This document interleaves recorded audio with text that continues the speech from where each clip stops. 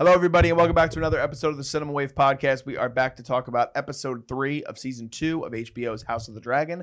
I am one of your hosts. My name is Darian Scalamoni. I am joined by Liz Seiko. Hello, everybody. As well as Vinny Albano. Hello. All right, so jumping right into it, we are on the precipice of war. Team Green, Team Black. We talked about our affiliations last week a little bit. Not sure where we're leaning. I want to start with Vinny this time because I feel like last time I started with you, Liz. Okay. Vinny, broad thoughts. What were your feelings on episode 3? Yeah, so I have been enjoying the season through and through. This episode I really enjoyed.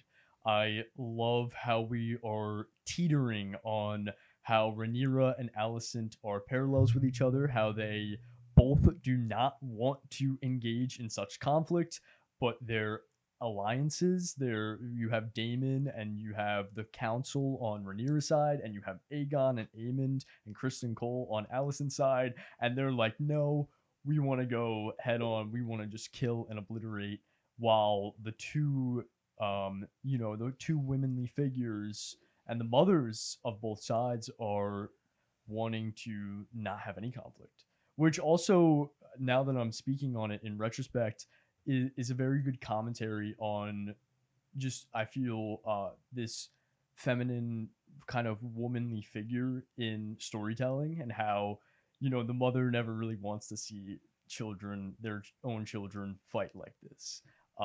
But overall, really enjoyed this episode. I think, however, which we'll get into more detail, there was a little stupid stuff, a little kind of stretching your what's it called, suspension of disbelief a little too much at especially towards the end. But the overall, I enjoyed. Yeah. Liz? I had a good time watching this episode. I think the reason is because, honestly, the first and second episode, it took me a lot to remember who's who, what's happening, who's that name again, and just remember all the references. So I feel like now I'm fully invested in the show again. And it's now making sense of oh, okay, they're doing this because of this, because they need to get that. I'm excited because now I feel like it's a turning point in the show where it's not just about the who is the legacy and who's supposed to be ruling. Now there's actual damage that has been done, and it isn't just about standing behind the person that you believe should be the crown. It's now about vengeance and trying to get the other team to pay, almost, in a way, which becomes very messy in every story. So I'm excited to see where it goes for the rest of the season. Yeah, I want to touch on, just to open up my thoughts on it, the opening of the episode in general, because I thought it was really... I love how they're doing this thing already this season where they're kind of throwing us into a different place to show us the effects that the impending war, are going to have. And even though the Brackens and the Blackwoods have decades of hatred towards one another, the fact that an insane interaction between the two of them happens because one is following Rhaenyra and the other one is following Aegon, I think is a great precursor to what is to come. Because this is the first episode of the season so far where we have no on-screen murder that we're seeing take place, and you can just still feel the weight of what is about to happen. I think it's showcased in a bunch of different scenes throughout the episode. And I do think that we kind of touch on a lot of different things in this episode where they're able to manage so many different characters in this episode, maybe better than they have previously. But I do agree with what Vinny said. I do think that it becomes a little bit of stretching that suspension of disbelief towards the end. It's a great interaction, which we'll get to. But yeah, a lot of... I love it. But... all right, let's talk about Daemon, because this is the most Daemon we've gotten so far this season, really. And he goes to Harrenhal. Oh, by the way, so this kind of correlates to the Harrenhal scene anyway, but Liz specifically spoke last week about how she felt like you wanted more comedy, right? To me, this was the funniest episode of the season, and there are moments of comedy. Did you feel similarly? There are moments in Harrenhal, too, where Daemon kind of goes and... You didn't feel that? I didn't laugh once in this episode. God. Vinny, did you feel differently? Yeah, I thought it was very funny. When he was I'm claiming Harrenhal. Yes. And he's like, certainly so. Yeah. Like literally, like you're going in to claim something that's obviously broken down anyway, but you didn't think that was funny. No, I didn't. Okay, I didn't pick up on that. It's okay. Sorry. That's okay. But what were your thoughts on what happened with Daemon? Because he gets to Harrenhal, he has this whole interaction. We're already starting to see the wheels turn in his head by being called your prince, and he does it twice. So that was interesting to me, but also these hallucinations that he's having. And we get a cameo from Millie Alcock in a crazy scene where she's literally stitching the kid's neck together, which I was like, oh my god, this visual's crazy. So what was your thoughts on Daemon in this episode? I think it was an interesting episode for his character. I think that it's still kind of just more setup for how big of a role his character is going to play in either the next episode or just when battles really start taking place. Because I think he's starting to realize that he can't win this just on his own with one dragon. I think he's realizing that there's a bigger picture going on and it's not necessarily about him right now, which I love it. I hope that they keep going with changing his character. I want to eventually see him and Rhaenyra like be on the same team and be like, let's go do this together and not just battling within each other for power. Yeah, I think that's going to be hard for him to overcome that. I do too, but I feel like they're not making it so that it's a huge like change. I think they're starting to give it like little pebbles, little breadcrumbs. Yeah. Here, maybe it's not about you. Maybe it's not about David. No, it's true. Yeah. I agree with you, Vinny. Yeah, I agree. First things first, Daemon was so cold this episode. Like in the terms of swagger, in the terms of like just go like so just cool, bro. Like just so cool. The shot when he flies into Harrenhal, it's dark, it's raining, and he's flying on top of his dragon. He perches himself, and there's that shot of like the thunder in the background and the lightning, and you see like him light up as he's like on top of the dragon. So fucking cool. I just like the second I was just like, damn, that guy's he's cold. He's cold. And yeah, onto like serious criticism of the show, however, or positive criticism. I really enjoyed just the entire interaction with Lord Strong. How he's coming to Harrenhal like with a sword in his hand, expecting this place to be super occupied, and it's not. And they just kind of give it to him. I love that. I love the hallucination scene. I thought it was perfectly disturbing. I thought it was perfectly like just kind of we're these past few episodes have really been setting that tone of like, and you talked about the Lord Bracken and the Brackens and the Blackwoods and how that really set the tone of like this feeling of impending doom, that when the Dance of the Dragons really goes off and this war really explodes, it's going to be devastating and in the most disturbing way possible. So I love that hallucination scene. I was also really interested when the woman came and said, you correct me if I'm wrong, but she said, you're going to die here? Yes. Yeah. Right? So that makes me think, just theorizing, because obviously it's been foreshadowed, Aemond and Daemon are going to have a fight. Are they going to possibly fight in Harrenhal and he's going to die in the occupation of Harrenhal? I don't know, but that really excites me. I'm just like really interested on Daemon's character here. Yeah, I really enjoyed it overall. I think that's a good theory in terms of Daemon and Aemon kind of coming together for this big war, because again, even though it's like a disheveled place, Harrenhal has so much territory, and Daemon even says it within the episode where he wants to bring in soldiers to occupy the space and again rebuild it. So I do think that's a great theory. That chick was creepy, bro. Like we get that one look at her when he first kind of storms in. They make eye contact. She walks away, and then he sees her again. Do you know anything about her character from the books, or no? No. Okay. What were your thoughts on that? The hallucinations in particular. Well, actually, I'm going to talk about the first time that she saw him. I think it was just a great establishment of she knows more than maybe anybody in that room knows. So it was just a great way, because she looked kind of surprised to see him, but she wasn't scared, which is just a great establishment for her character going forward. Yeah, I mean, I think that with the visions that he was seeing, it's gonna be like I wonder if they keep them going in the season, in like the rest of the season, if he has more while he's there, and if he ends up using them to help him, or if he gets just like freaked out by them. Yeah, it's Mhm. gonna be interesting to see what happens. Yeah. Jumping to Team Green, we get What do we got? some very interesting stuff with Alicent and Kristen, Mhm. as Kristen wants to set forth with his knights to go and what he wants to like essentially go from within, right? He's on horseback. He wants to go get a bigger army. Yes. Yeah. And Sir Gawain, we get, was he in for the first season? He wasn't, right? Her brother? Yeah. No. No, right? No, All right. it's a new character. Yeah, so we Here get we get a go. couple new characters in this episode. Mhm. The other one we could talk about afterwards. Yeah. But Sir Gawain, who is Alicent's brother, is basically like, all right, like my sister obviously doesn't trust this dude. Like I'm Mhm. coming in to try to help you out. And then we get a moment later on when they're on horseback where it's kind of actually that Kristen has the smarter mind.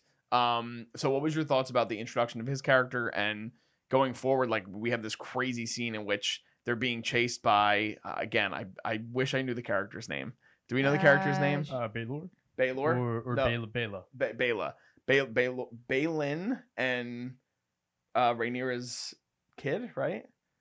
Bela is Daemon's kid. Daemon's kid. See, this With is so hard to with- keep up with. His previous wife. Yes, who was burned alive in Yes. the first season. Okay, Anyways, so Bela yes. on Dragonback attacking these guys or Mhm. attempting to attack these guys. What was your thoughts on that sequence?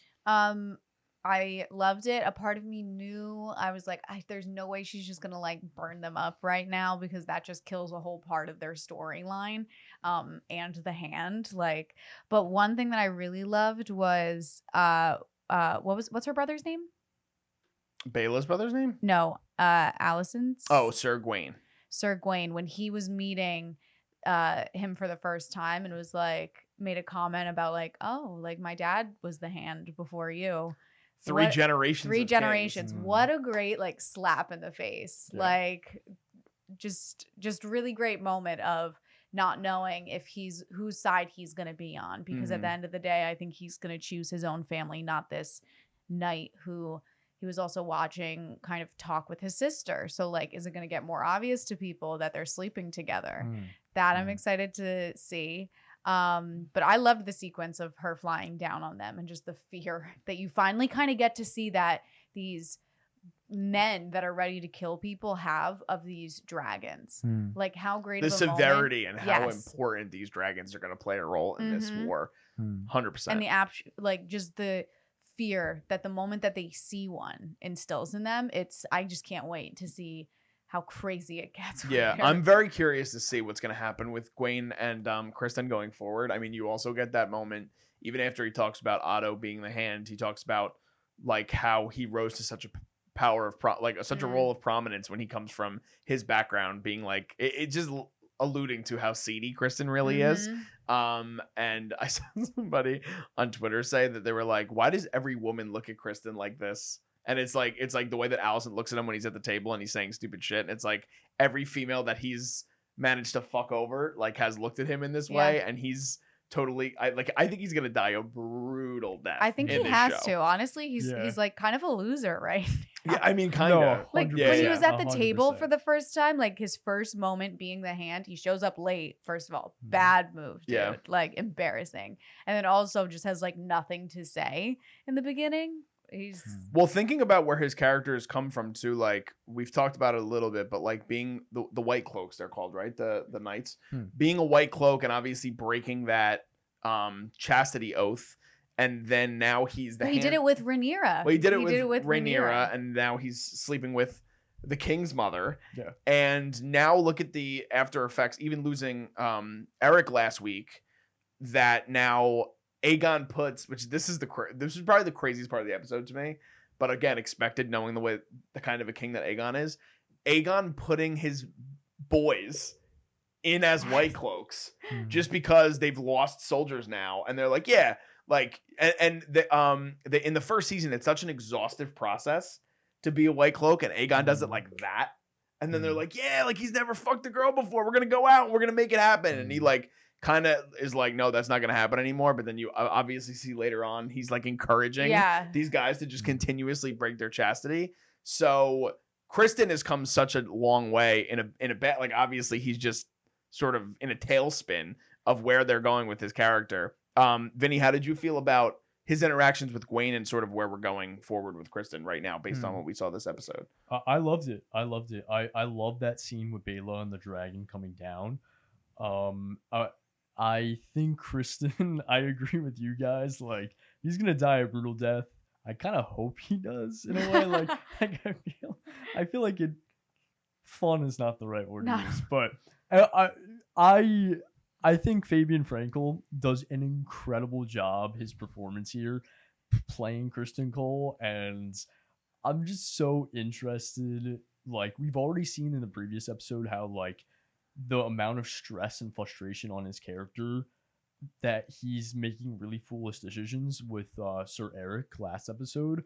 I'm really curious how that's gonna. Now we have Sir Gwen on his ass, and we have so much of this other stress and frustration kind of building up on him now that he's also Hand of the King.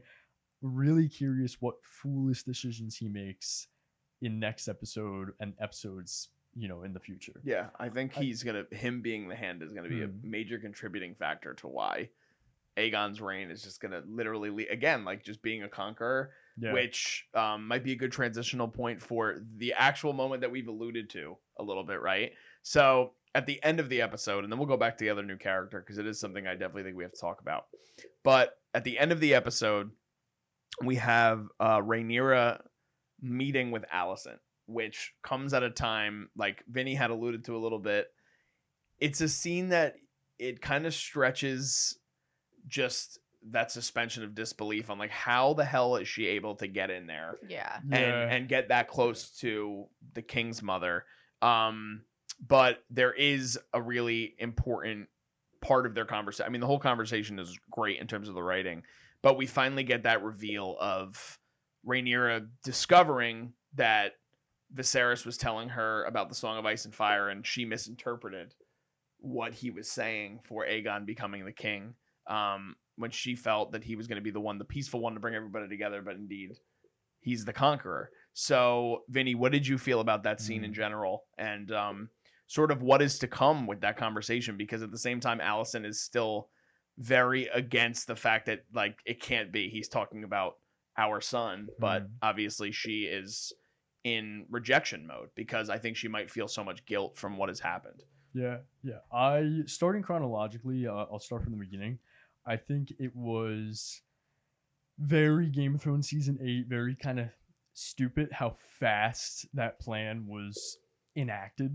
The prior scene we have, Rhaenyra going up to, I forget her name. Mysaria, right? Yes. Yeah. Going up to Mysaria being like, hey, how can I interact with Alicent one-on-one, face-to-face? And then, she's like, oh, well, Daemon did it. Just put on a very standard like fantasy rogue cloak and get in there.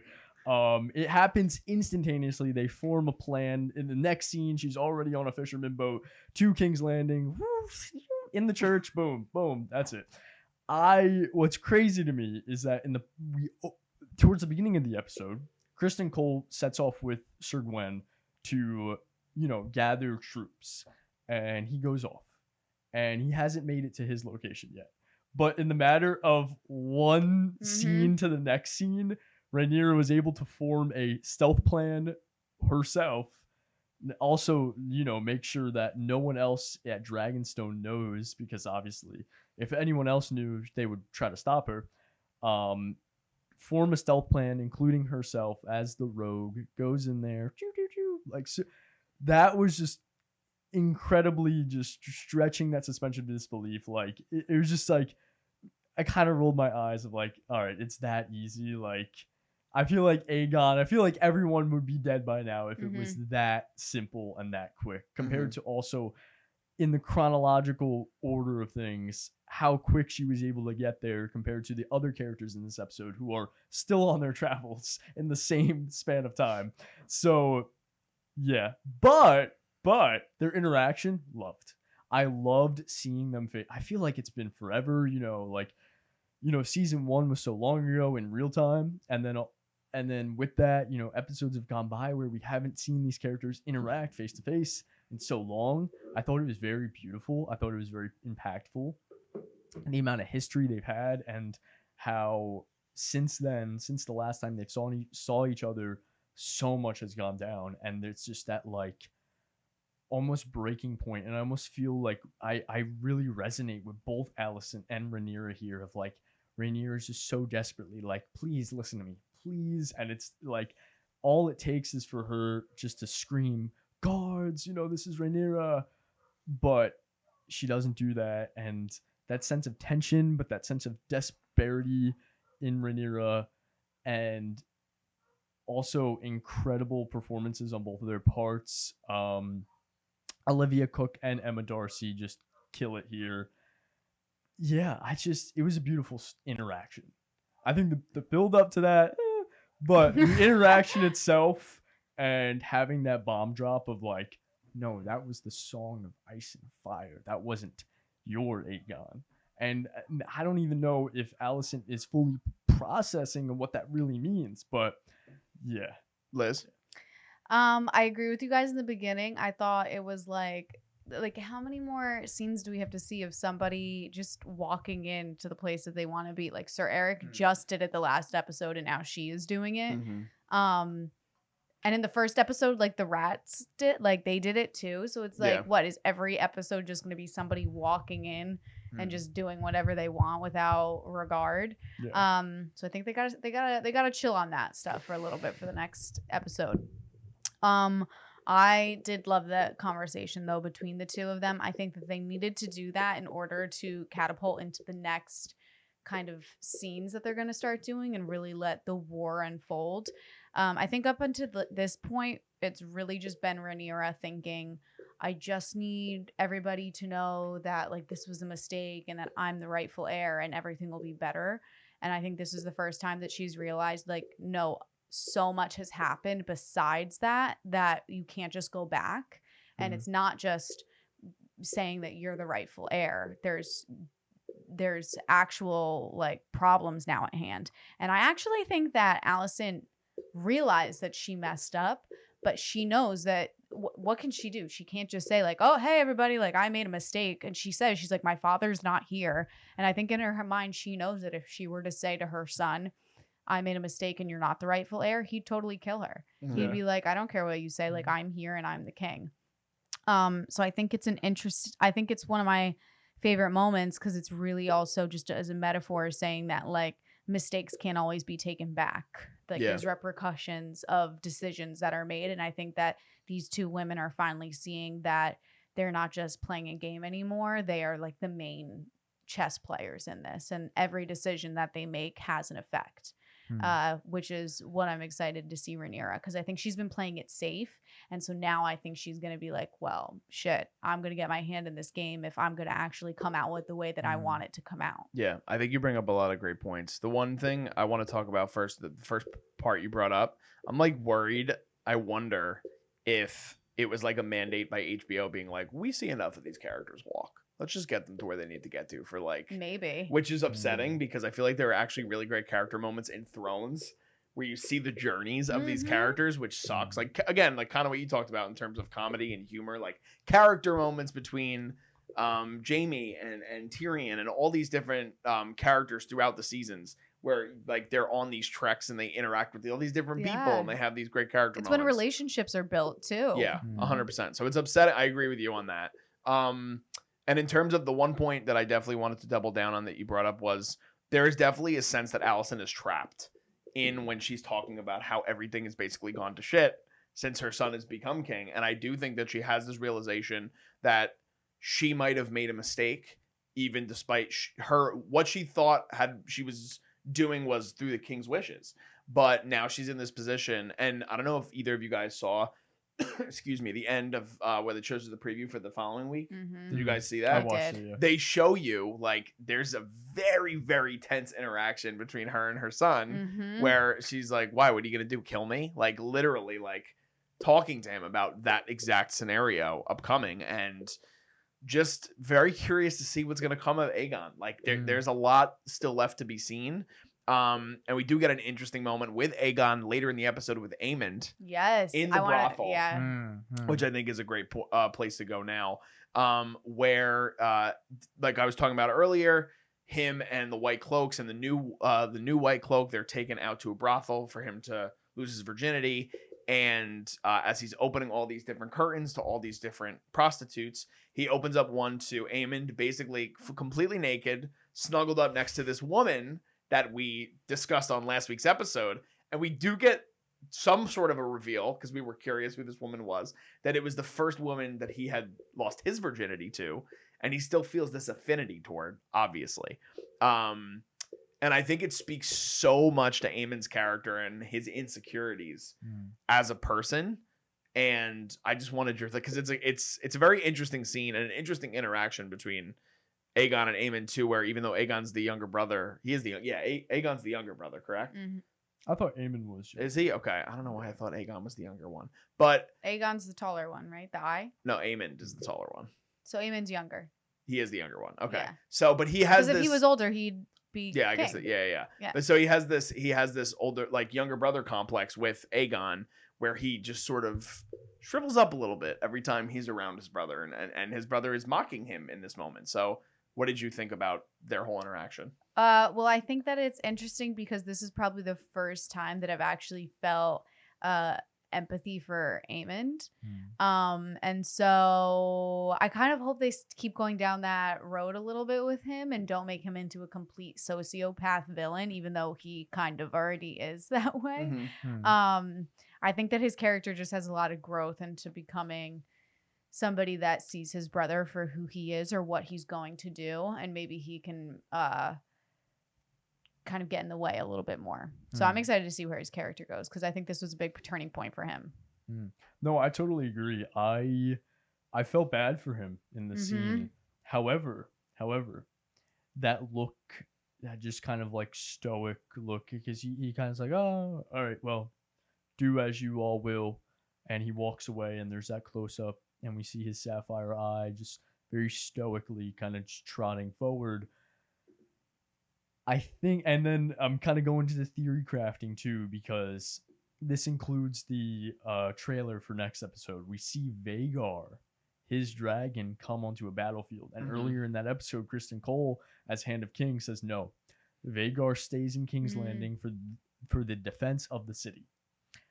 So I think Aemond, at this point forward, is kind of like, he doesn't care about any orders. He doesn't care about his brother's orders. He's just going to do his own thing. If he wants to take Vhagar into battle, he's going to take Vhagar into battle.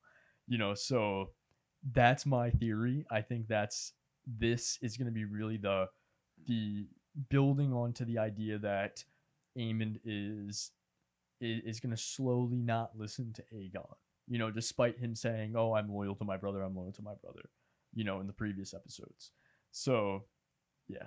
Well, him and Kristen have that moment in the first episode too, where they're kind of having a little council together about trying to come up with a plan. Yeah, and wit out Otto and things like that. Yeah. So it's very interesting the way they craft how similar Aemond and Daemon are too. I know. I was thinking the same thing. It's I'm very curious to see where they go with that. There's so many other things we still have to cover, so I'm gonna try to jump around quick. Because I have like 3 things about Yeah. So Ulf the White is a character that I've already now referenced a couple of times. It's another new character we get, and he is the bastard uncle of Rhaenyra. So, and they do a very good job in the filmmaking of establishing right off the bat how important this guy is, because they spend a lot of time on him. And they also showcase his fear when Aegon walks in, but also his curiosity in just how much he's like peering at Aegon in this moment, and kind of seeing what kind of a king he is. And I'm curious on this. Do you know anything about his character from the books? And what was your thoughts on his introduction in general, Vinny? I do not, because I don't know if you remember. I never finished Fire and Blood. Okay. But I'm interested. Honestly, don't have many thoughts on him as of right now. I'm interested. We were showing him last episode though, right? I don't think we were. Were we? When they hung the rat catchers. Wasn't he the guy kind of walking around and being like, oh, Maybe. I don't remember Was that. he the guy if that eating was like the case. broth that his wife made him? No, I think no, that that was a was the different character. blacksmith. Oh, okay. Yeah. Um, Maybe you're right, Vinny, but I don't Yeah. remember that. Maybe I'm wrong. I'm not sure. But yeah, I'm just interested. I don't know how he's gonna play a part, to be honest. I do find it interesting, actually, now that you bring that up, Liz, about the blacksmith. We have that small scene just with the blacksmith in that one episode. Interested how they're slowly showing perspective on the lower class, not just the royal family. Yeah. So curious where that's gonna go, or maybe if or George Orwell 1984, right? The lower class. What if they, in that book, they always talk about how, like, if you gather the people to fight above, what if Rhaenyra and Daemon and Team Black use the lower class and gather the people to fight against, Team Green? It would be In a way. interesting. Like almost like I think it's cool how they're showing the impact that even the fact that you could say the war has started. They're still kind of alluding to they're on the road to the real chaos happening. But I do think it's cool that they're showcasing the townspeople and the impact that it's going to have on them. And even in that moment with the blacksmith and his wife, and they talk about how they barely have enough money to afford food for their sick daughter and for living. So that was an interesting thing. But what did you think about the introduction of Ulf, Liz? I liked how they did it. I liked how they made it cut and clear of who this person is and why we should care about who he is. Because I think sometimes it can get very lost when they introduce a new character, because there's just so much happening in like Game of Thrones and House of the Dragon. There's a lot of stakes on this character, so I was kind of shocked that he was also telling these people just in this like open, airy space. But I'm interested to see what kind of favors he asks for, or what kind of games he starts playing in order to be like, I have a card behind my back. Like, what can you do to keep me hiding this card? Yeah. So I hope he kind of becomes like a slimy, like only looking for himself character. Selfish, slimy characters in Thrones universe. We love them. We love them. But yeah, I agree with both of you guys said. And one of the other things I'm sure you want to touch on, Liz, is the scene between Helena and Alicent, where she finally has an interaction with her. Probably, I mean, it's at least the first time we see them interacting again since the death of her child. And she tells her that she doesn't blame her. Is that what she said? Or she says she accepts her apology? What is the exact word she said, uses? I forgive you. I forgive you. Right? So she forgives her, and because she's sleeping with Kristen. Yeah. So I thought that was like a really under the radar scene, and I think Vinny had said it maybe in our first episode that we did for this season. But the role that Helena's gonna play is just like boiling. Like I'm so curious what they're gonna do with her character. What did you think about that interaction too? Because again, she has this ability to see into the future, and that's gonna mean something going into this war. Honestly, for me, it was a very just kind of like not super weighted conversation. It definitely obviously was meant they needed to eventually talk about like this secret is starting to get out to more and more people. But I'm just excited to see where her character goes, because I saw this on, I think it was Instagram maybe, that I think it was in episode 1 in like the beginning. She said, she's like, oh, I'm scared of the rats.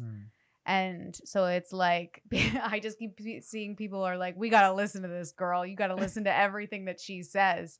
And I think it also just shows that Alicent is not really paying attention maybe to her children as much as she thinks she is. Because if she really knew her daughter and the powers that she had, she'd pay attention more. And actually be like, what's going on? What can we do? Although maybe that's where they're starting to get closer. They've had more scenes together than they did in the first season. So maybe eventually she realizes like this weighted power that she's holding and eventually uses it. Vinny? Yeah, I mean, we talked about it in our previous episodes. Her role as a dreamer is fascinating to me. And I actually really hope they elaborate on that more. The fact of she has this power of clairvoyance. Like I hope that it plays a part in whatever is to come. Other than that, I don't really have too many thoughts as of now, but I'm excited to see her and also the actress who plays Helena, Fia Saban. I believe that's how you pronounce her name. Incredible performance, in my opinion. Yeah. Liz, what did you want to talk about? There were some things. We had like little Easter eggs, actual eggs of Dragon the eggs? dragon eggs Oh, that yeah. eventually get like those are the ones that I think, right? Aren't they the ones that eventually they like keep for Game of Thrones? It's possible. I don't know the lore. Oh, I didn't. I totally, realize. yeah, I was like, oh, these are the ones that they, because she says like you need to have these in hiding and like give it as a gift to keep for like future uh protection. And so right away I was like, oh, those are the ones that uh they have in Game of Thrones. Yeah. Oh, Yeah, I mean, I could be didn't- totally reading into no, this I- wrong, I- but I'm pretty sure. I think you're right because Mhm. this is the end of the dragon era. Yeah. After this, there's no more dragons up until Daenerys. Yeah, So yeah, and I remember Daenerys had 3 eggs. and because one is Hmm. one is given away, like the Yeah. fourth one is given away, right? And I think And she locked had up, 4. right? Hmm. Yeah. Yeah. Mhm. Wow. So I'm pretty. That was Okay. it was a big Easter egg. guys. Okay, Didn't jumping even on the realize Easter it. egg train. I thought you were gonna bring that up. No, that wasn't what I was Yeah. thinking. I also wanted to talk about one last thing was Missaria. I think Yes. that's how do you guys feel about her being in the court now? I think that she is going to be very valuable to Rhaenyra if she can learn to listen. Because I Mm. think so much still of where she's coming from, and understandably so, it's like it's very hard for her to trust anybody. Especially Rhaenyra or Missaria? Rhaenyra. I Okay. think that Missaria can be a very valuable asset Mhm. to Rhaenyra. But I mean, again, when you think there's a line of dialogue too, and I wish I could remember it, but it's in the interaction with Alicent and Rhaenyra where she basically talks about like either a trust or like being able to rely on the other person, and it's like something alluding to the fact that like, well, Alicent was the person that she could. Oh, she says something. She goes, I've never been untrue," or something along the lines of that. And it's like, well, you also like were my best friend, and then you started sleeping with my father. So like that's a big missed thing that's still Yeah. never talked about. And so I think Rhaenyra still has this really hard struggle with being able to entrust the people around her. And right now, like rightfully so, the only character she's starting to form this interesting relationship with is Rhaenys, which I'm glad we're starting to see build. But I think Missaria could be super valuable to what she's doing. I mean, regardless of how convenient the end of the episode is, that doesn't happen without the White Worm. So I Yeah. do think that Mm. it's definitely valuable. Did you have thoughts on it as well? No, I totally agree. I'm excited. I'm glad that she stayed and that she's like, I love her as an actress too. Mhm. Sonoya Mizuno, she's in a bunch of stuff. She's really good. yeah. Vinny? Yeah, I'm interested. For me, the big thing is that the inner conflict that might arise from her being on court, because obviously we know that Daemon had a relationship with this woman. So and Daemon's off. He doesn't know what's going on right now. So for him to come back to Dragonstone and then see her like on the court being Oh, true. I haven't even thought of involved, that. Yeah. that might start some inner conflict. Then that's gonna spin, go crazy. Rhaenyra's gonna get involved. Daemon might say something stupid. Rhaenyra might say something stupid, and then I don't know. For me, I still don't have the impression of like I can 100% trust Missaria Mhm.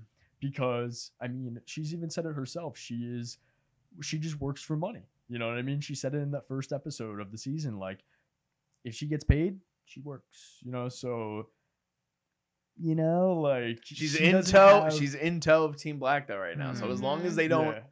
relieve her of her duties, which Yeah. could happen with Daemon returning Yeah. and dealing with some like that, could totally blow up in Rhaenyra's face at the same time. So But it's her world and Damon's just living in it. it's true. It's true. He Yeah. needs to accept He that. needs to sit down and shut up. Is there anything else? feel like I actually did want to talk Yeah, about. yeah. I mean, we kind of brought up Bela earlier in the episode, but I really enjoy the perspective now that we're getting on Bela and her brother, or sorry, her sister, Reyna. At first, I like how they're building up Bela as like someone that the family can really trust on and someone who is shown expertise although she does make kind of a bit of a foolish decision to dive down on Kristen and his men to and just like kind of expose herself in such a hostile way, that still requires a lot of expertise as a dragon rider to do such things. So seeing her maybe in battle would be really cool. I like the amount of time we're being given with her and the perspective, and I love the moment she shares with her sister, because her sister is being kind of looked at as the useless one, right? The one that's like, oh, you don't have a dragon. Well, you can play the mother role and watch the children and go off and, you know, and they share that hug and embrace. I thought that was really sweet. And hopefully we see more perspective on Rhaena too. I honestly doubt we will. I feel like it's just going to kind of be that thing where it's like, they're not at Dragonstone anymore. She's gonna go off and protect, the babies, and then that's it.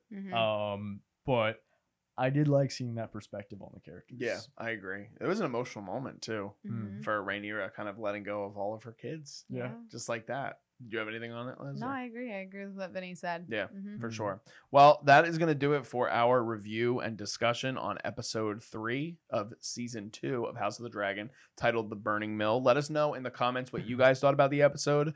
Where do you think we go from here? There's a lot of characters. We're getting introduced to new characters. If you guys have theories on what you think is going to happen, or if you've read the books and you want to talk to us about the changes from the books, we'd love to have those discussions too and be more well informed on that. If you guys can also like this video, please, and subscribe to us. We have the Culture Wave Media Network. We're on the road to 500 subscribers. We're getting there, guys. You guys are doing a great job, and really, really appreciate you guys helping us out. And we hope you guys are loving the content that we're putting out. We're covering a bunch of different stuff right now, week to week, whether it's House of the Dragon or The Acolyte or The Boys. And we also have a review of The Bear up right now on our YouTube channel, so be sure to check that out if you can. Plus all the movies we've been covering and things like that as well. You can follow us on social media at Cinema Wave Media and at _Culture Wave Media on Instagram, as well as at Cinema Wave Media on TikTok and Threads, and just Culture Wave on Facebook. Just signing off, I am Darian Scalamoni. I am Liz Seiko. And I'm Vinny Albano. And we'll see you guys next time. This is The Culture.